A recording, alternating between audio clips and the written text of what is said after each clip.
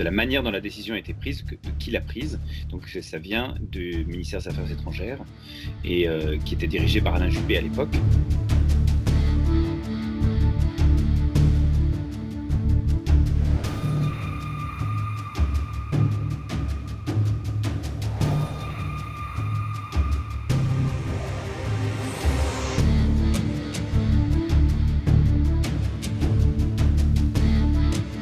Alors, ils ne disent pas les génocidaires, ils disent les autorités rwandaises.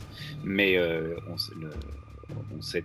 on a par un autre document, on sait très bien que le Quai d'Orsay est informé qu'il s'agit bien des responsables génocidaires. Et l'autre chose que dit ce télégramme, c'est faites-les partir, mais faites-le discrètement. Et la France est à peu près le seul pays à avoir accepté de recevoir les représentants de ce gouvernement qu'elle a contribué à former, qu'elle a aidé à former.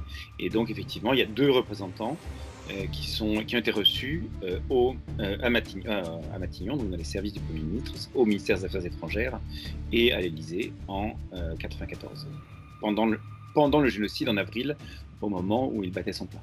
C'est la preuve politique du soutien constant de la France à un groupe d'extrémistes hutus qui, avant, pendant et après le génocide, la France compte sur eux pour maintenir le pays dans la zone d'influence française.